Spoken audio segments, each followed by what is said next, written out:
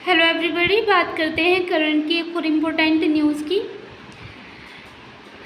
Canada से PM Modi को G7 का आमंत्रण मिला है, तो जो है और उसी को देखते हुए जो खालिस्तान है, खालिस्तानियों ने G7 में जो पीएम मोदी को बुलाने के लिए जो कनाडाई पीएम है उनका शुक्रिया किया है और उन्होंने खुलेआम धमकियां दी है पीएम मोदी को जान से मारने की। पीएम मोदी को टारगेट करेंगे खालिस्तानी, खुलेआम धमकी और तिरंगों को तलवार से फाड़ा। आगे हम इस खबर की चर्चा करेंगे। खबर क्या है? कनाडा में खालिस्तान समर्थकों ने गतिविधियों ने एक बार फिर भारत कनाडा संबंधों में तनाव को बढ़ाया है। खालिस्तानी चरमपंथियों ने भारत के प्रधानमंत्री नरेंद्र मोदी को जान से मारने की खुली धमकी दी है। उन्होंने तिरंगे का अपमान किया, तिरंगे को फाड़ा और यह विवाद कनाडा के निर्वाचित प्रधानमंत्री मार्क कार्नी है उनके द्वारा पीएम मोदी को G7 शिखर सम्मेलन में आमंत्रित करने के बाद शुरू हुआ है। इस निमंत्रण से खालिस्तान समूह भड़क गए हैं। धमकी पर चिंता व्यक्त करते हुए कनाडा दौरे के दौरान प्रधानमंत्री मोदी की सुरक्षा करने वाली agency SPG special protection group को अपने साथ SIU जो है स्पेशल जो यूनिट है उसे ले जाने की भी बात कही जा रही है। खालिस्तानियों ने दी है धमकी, तिरंगे का किया है अपमान। खालिस्तान समर्थकों ने कनाडा के शहरों में रैलियां निकाली है जिनमें उन्होंने किल मोदी के नारे भी लगाए और उन्होंने जो है खुलेआम पीएम मोदी को मारने की धमकी दी है। कनाडा के पत्रकार बेजिरगने के अनुसार प्रदर्शनकारियों ने इंदिरा गांधी की हत्या का हवाला देते हुए कहा कि वे पीएम मोदी की राजनीति को भी इसी तरह खत्म करेंगे जैसे इंदिरा गांधी की थी। खालिस्तान समर्थकों ने भारतीय तिरंगे को तलवार से फाड़ने और आग जलाने जैसे अपमानजनक कार्य किए और पीएम मोदी के पुतले भी उन्होंने जलाए। इन घटनाओं ने कनाडा में जो भारतीय समुदाय के लोग हैं उनके बीच आक्रोश और जो है सुरक्षा की भावना को इसने बढ़ा दिया है। गुरपतवंत सिंह पन्नू ने जो है मार्क कार्नी का धन्यवाद कहा है। उन्होंने कहा मोदी की यात्रा पर जो है वो विरोध प्रदर्शन करने की इन्होंने घोषणा भी की है। प्रतिबंधित खालिस्तान जो संगठन है सिख फॉर जस्टिस के प्रमुख गुरपतवंत सिंह पन्नू ने इस मामले को भड़काया है और एक वीडियो को जारी करते हुए जो है कनाडा के नवनिर्वाचित पीएम मार्क कार्नी को धन्यवाद दिया है। उन्होंने कहा खालिस्तानियों को G7 शिखर सम्मेलन में पीएम मोदी को निशाना बनाने का ऐतिहासिक मौका कार्नी ने हमें दिया है। पन्नू ने कहा है कि हम जो है पीएम मोदी की कनाडा यात्रा के दौरान लैंडिंग से टेक ऑफ तक 48 घंटे का विरोध प्रदर्शन की जो पन्नू है उन्होंने घोषणा भी की है। भारत ने पन्नू की धमकी को गंभीरता से लिया है। पहले भी कनाडा ने जो है कई आरोप भारत पर लगाए थे। पन्नू की जो धमकियां है वो भारत गंभीरता से लेते हुए भारत सरकार ने कहा है कि जो कनाडा में खालिस्तानी गतिविधियां हैं उनको लेकर हमने पहले भी चिंता व्यक्त की थी। विशेष रूप से जब 2023 में उस टाइम जो तत्कालीन प्रधानमंत्री थे कनाडा के पीएम जस्टिन ट्रूडो ने एक खालिस्तानी आतंकी हरदीप सिंह निज्जर की हत्या का आरोप भी जो है भारत पर लगाया था। उसने कहा था कि भारतीय जो एजेंट है वो इसमें शामिल है। भारत ने आरोपों को बेबुनियाद और राजनीति से प्रेरित बताकर खारिज किया था। खालिस्तान की धमकी पर कनाडा की प्रतिक्रिया व भारत का रुख। कनाडा सरकार ने खालिस्तान धमकियों पर कोई ठोस कार्रवाई नहीं की है। भारतीय विदेश मंत्रालय ने गंभीरता से लेते हुए कनाडा में जो भारतीय राजनयिक है उनके उत्पीड़न और सुरक्षा के माहौल की निंदा की है। पीएम मोदी ने भी कनाडा में भारतीय समुदाय, उनके पूजा स्थलों विशेषकर हिंदू मंदिरों पर हमला करने की निंदा की। विदेश मंत्रालय ने कहा कि हम कनाडा में भारतीय नागरिकों की सुरक्षा को लेकर बहुत चिंतित है। वहाँ पर हमारे जो वाणिज्य दूतावास है, जो अधिकारी हैं उन्हें धमकी और उत्पीड़न और हिंसा जो है जो खालिस्तानियों के द्वारा की जा रही है वो वहाँ पर जो दूतावास है उन्हें नहीं रोक सकेंगे। खालिस्तान गतिविधियों पर भारत और कनाडा के संबंध है जो उन पर भी प्रभाव पड़ेगा। क्योंकि इससे पहले जस्टिन ट्रूडो जब थे जो ट्रूडो थे कनाडा के प्रधानमंत्री, उन्होंने जो है निज्जर की जो हत्या हुई थी वो आरोप भारत पर लगाया था। तो भारत के और जो कनाडा के संबंध है उनमें जो है वो जो है दरार आ गई थी, और तब जो है भारत और जो कनाडा है उसमें कुछ जो है ट्रेड जो था, जो व्यापार था, उसमें भी कमी की गई थी। लेकिन अब जो पीएम कार्नी है, उन्होंने G7 का आमंत्रण जो भेजा है पीएम मोदी को, वो संबंधों में जो है सुधार की जो है गुंजाइश की मांग कर रहे हैं। खालिस्तानी गतिविधियों ने जो अब खालिस्तानियों के द्वारा झंडे को जलाया गया, पीएम मोदी का पुतला फूंका गया, वो जान से मारने की धमकी दी है। तो इस पर जो मार्क कार्नी के द्वारा संबंधों को सुधारने की बात कही जा रही है, उस पर भी पूरी तरह से पानी फेर दिया है। भारत ने इससे पहले कई बार कनाडा को कहा है कि खालिस्तानी चरमपंथियों पर वे कड़ी कार्रवाई करें। विदेश मंत्रालय ने कहा है कि जो है हमारी प्राथमिकता कनाडा में भारतीय नागरिक है और जो राजनयिक है उनकी सुरक्षा करना है, और कोई भी देश अपने नागरिकों को ऐसी चरमपंथी गतिविधियों के बीच असुरक्षित नहीं छोड़ सकता।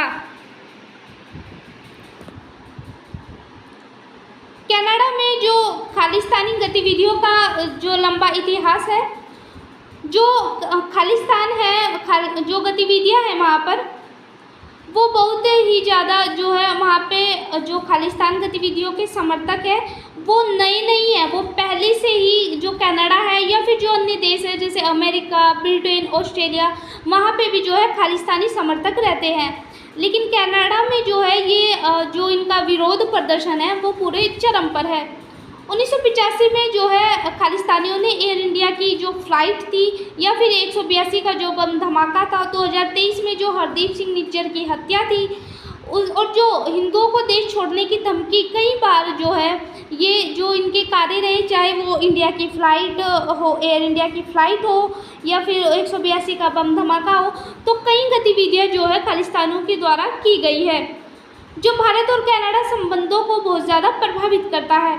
2023 में भी जो पीएम थे, तत्कालीन पीएम जस्टिन ट्रूडो ने जो है निज्जर की हत्या का आरोप भी भारत पर लगाया था। तो इससे भी भारत और कनाडा के संबंधों पर जो है जो संबंध थे भारत और कनाडा के, उन पर प्रभाव पड़ा था। खालिस्तानी क्यों कर रहे हैं भारत का विरोध और क्या है इनकी मांगे? ये लोग जो है जो खालिस्तान समर्थक है, खालिस्तान नाम का एक अलग देश की जो है भारत से मांग कर रहे हैं। इन लोगों की मांग है कि जो मौजूदा पंजाब राज्य है और आसपास के जो राज्य है हरियाणा, हिमाचल प्रदेश, उत्तराखंड को मिलाकर एक स्वतंत्र खालिस्तानी देश बनाया जाए, और इसमें जो पाकिस्तान में जो स्थित पंजाब है, जो विभाजन के समय पाकिस्तान में चला गया था, कुछ हिस्सा पंजाब का और कुछ हिस्सा भारत में रह गया था, तो ये चाहते हैं कि उस हिस्से को भी जो है जो ये अलग राज्य की जो ये अलग देश की जो मांग करें उसमें ये हिस्सा भी शामिल किया जाए, जो इस वक्त जो प्रस्तावित जो पाकिस्तान की राजधानी लाहौर है। खालिस्तान का क्या मतलब होता है, कब किया गया था इस शब्द का प्रयोग?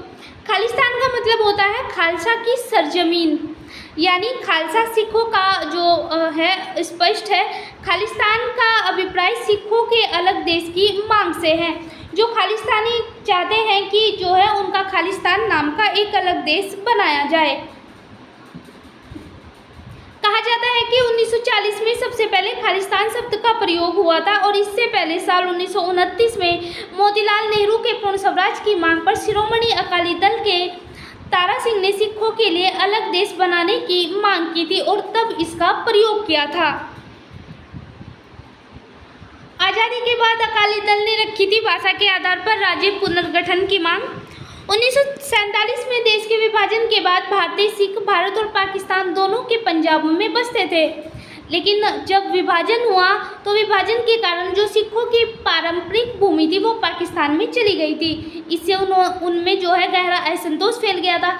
1955 में जो सिख बहुल्य राजनीतिक दल थे अकाली दल, उन्होंने भाषा के आधार पर राज्य पुनर्गठन के लिए आंदोलन किया था।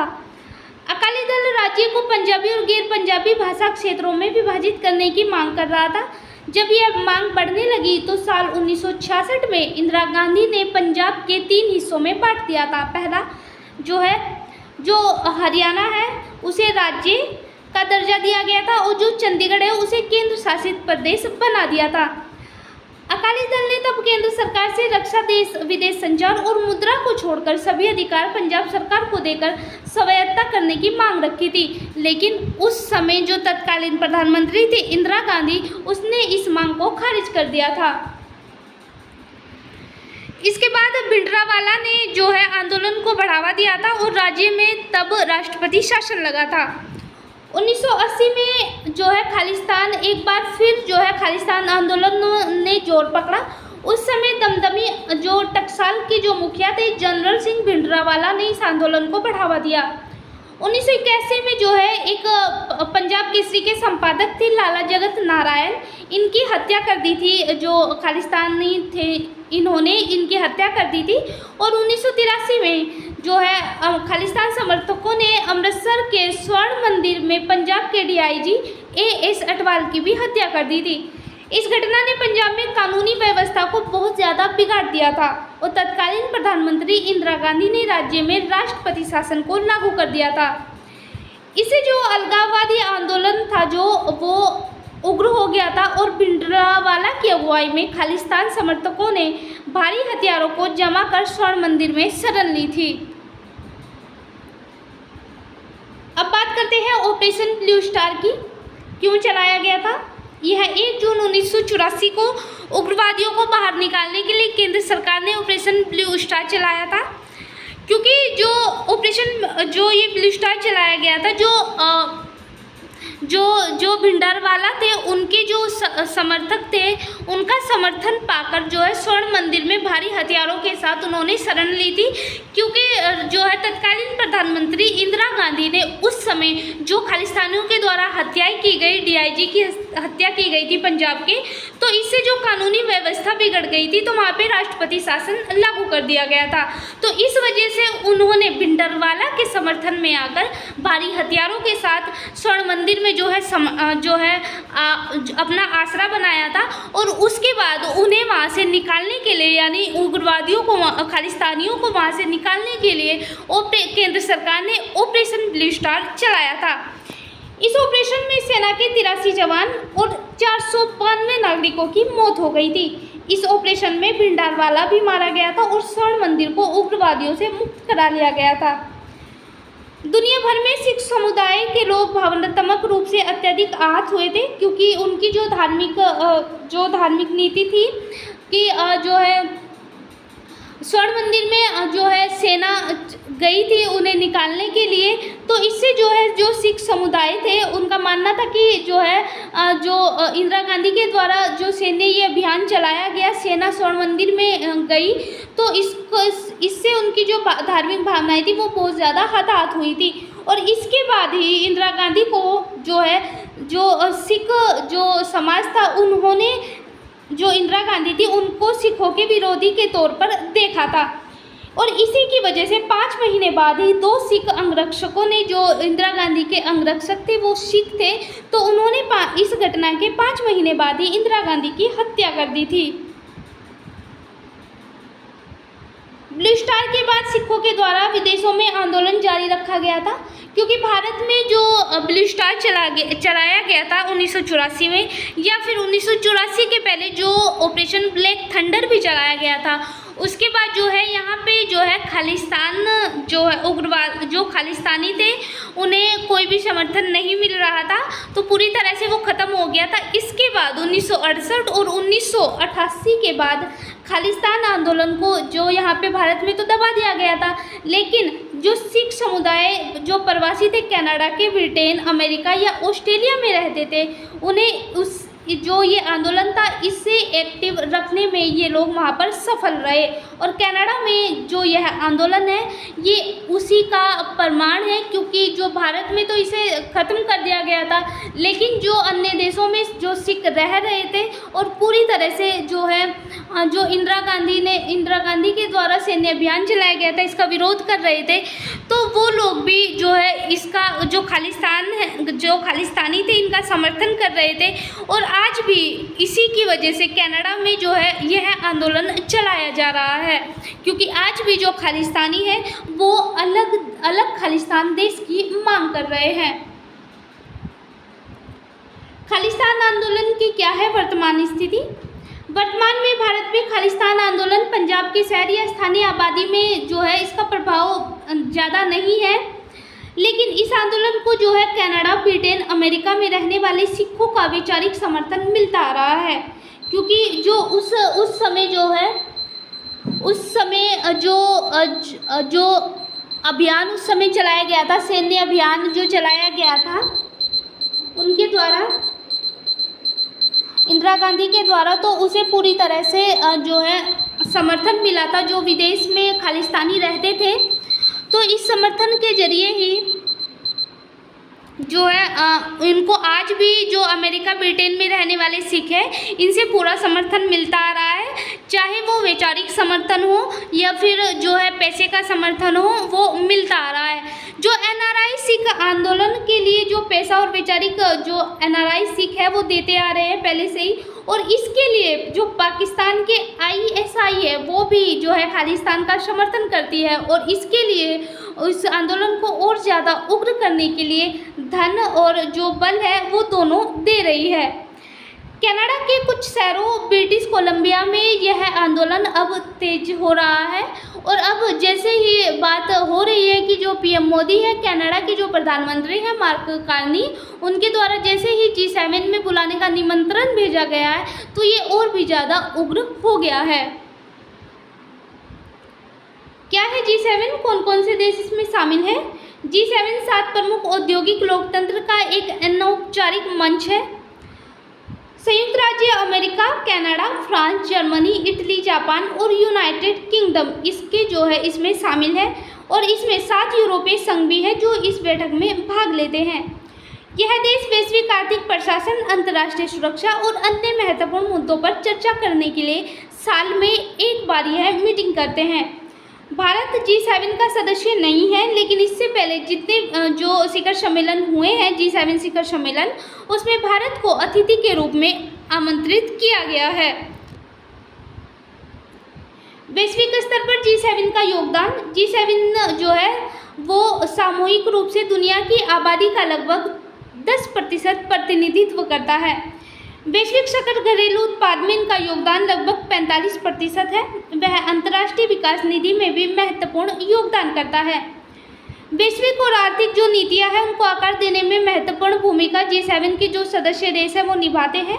G7 शिखर सम्मेलन में लिए गए निर्णय अंतर्राष्ट्रीय संगठनों को प्रभावित कर सकते हैं और वैश्विक शासन पर अपना प्रभाव डालते हैं।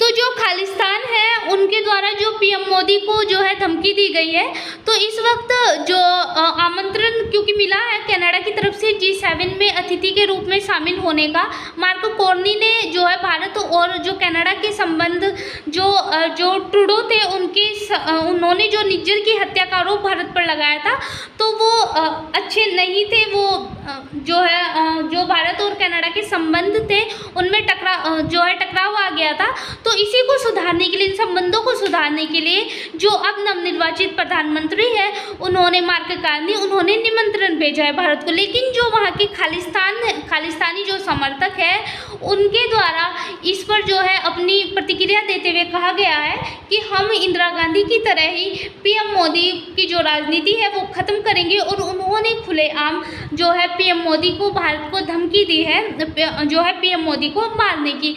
उन्होंने जो है अपने जो आंदोलन है वो उग्र कर दिए हैं। भारतीय झंडे को उन्होंने जलाना शुरू कर दिया है। पुतले जो है जो पीएम मोदी के पुतले हैं वो जलाना शुरू कर दिए, या फिर जो वहाँ पे जो अन्य भारतीय प्रवासी है उन्हें जो है परेशान करना, जो राजनयिक है उनको धमकी देना जो है उन्होंने शुरू कर दिया है। तो अब जो इस वक्त जो खालिस्तानी है उनका अलग ही जो है उग्र रूप देखने को मिल रहा है, और अब जो है पीएम मोदी को भी धमकी दी जा रही है। तो इस पर जो है भारत ने अपनी प्रतिक्रिया दी है, कड़ा रुख इस पर अपनाया है, और भारत ने कनाडा को इस पर तत्कालीन कार्रवाई करने का भी अभी जो है जो कहा है। और इससे पहले भी जो है भारत ने जब ट्रूडो ने आरोप लगाए थे तब भी खालिस्तानियों ने जो उस समय जो भारत के खिलाफ जो है आरोप लगाए थे निज्जर की हत्या का, तो उस समय भी भारत ने कहा था कि आपको खालिस्तान की गतिविधियों पर रोक लगानी चाहिए। तो ये आज की हमारी करंट की न्यूज़ थी। Thank you so much.